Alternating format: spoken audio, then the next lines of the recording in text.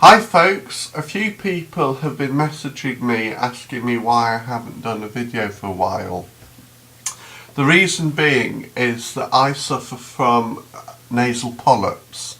Now, for those of you that don't know what nasal polyps are, they're like kind of fleshy growths inside the nose, and when I get them, I get them really badly, or should I say, you always have them, but sometimes they become inflamed through nasal infections, and I get nasal infections every few months, and the result of that is that my voice sounds a bit nasally and, a bit like Ed Miliband in the sense, no disrespect to Ed Miliband. And the result is that I get so much pain and pressure up on the top of my nose that, in a sense, the less speaking I do, the better it is. It's not a pleasant condition to live with, because when you do have a nasal infection, in my case, I get pounding pains behind my left eye, chronic headaches, and the worst thing is the feeling of not being able to breathe. Now, why do I put up with it, you ask? Well, the simple reason is that the NHS in my area of Surrey, for some reason, would much rather me suffer than actually have these things removed. Now, I've suffered with nasal polyps for about 10 years now, I would say, and they've never been removed. In fact, they just get bigger and bigger. And occasionally what happens is that because of the infections that I pick up so easily in my nose, they grow to the extent that my nose will actually start to get wider here. And so the only way that I can get a little bit of relief and comfort from that is actually to remove them myself. Now, I don't recommend you to do this because it's not a pleasant procedure, but if the local hospital won't help me, and my doctors won't help me, although that's unfair because the doctors do keep writing to the consultants. But for some reason, my local hospital just will not remove these polyps, so I have to do them myself. But you see, what you have in this part of the nose is really only the head. The tail of it is the back where, I can't reach. So I get temporary relief when I yank these polyps out, but it's only relief for a matter of a month or two before I pick up another infection. Now, logic would say that this is a repeating cycle, so why won't the hospital remove them? And the answer is that they won't remove them because it saves money, because it's something that may grow back.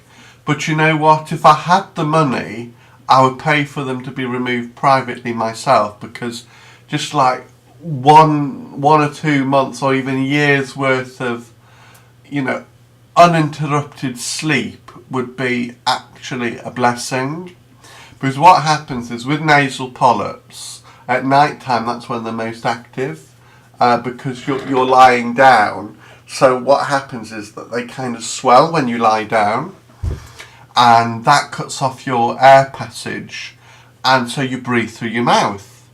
And anyone that breathes through their mouth while they're sleeping will get a dry throat. Not to mention you're breathing in like dust and bacteria and God knows whatever else that's floating in the air. So the end result is that, you need a drink to moisten your throat, and then you go back to sleep, and then maybe 10-20 minutes later you think, oh God, I need to go to the loo again.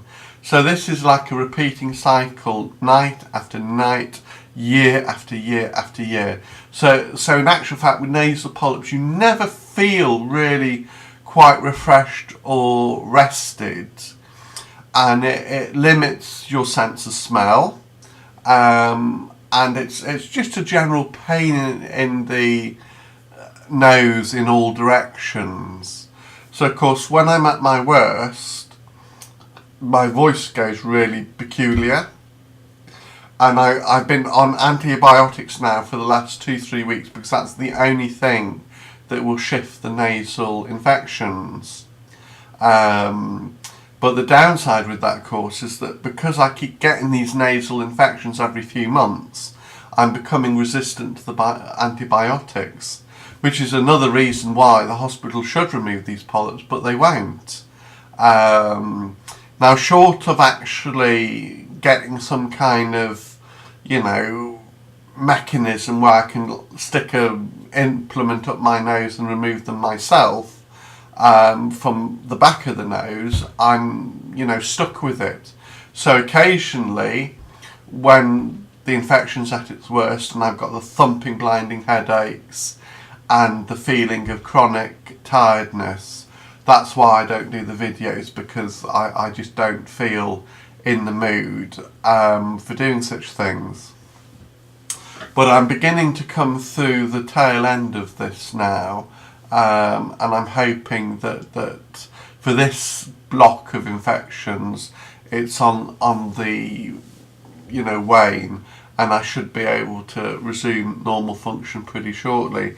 But that'll only be for maybe a month or two before the next nasal infection comes along. So if anyone ever says to you, "Oh, I've got nasal polyps," don't think of it as being a condition that's not that important, because it doesn't infect their entire enjoyment of life. Like when you go into a restaurant and someone says, "Oh, doesn't this smell fantastic?" Well, someone with nasal polyps can only get the smallest scent of what other people are taking for granted. But the worst thing for me is not being able to sleep the night through. Now, fortunately, I have a very good friend, Gareth, who's training to be a complementary therapist and practitioner. So he does a thing called Indian face massage.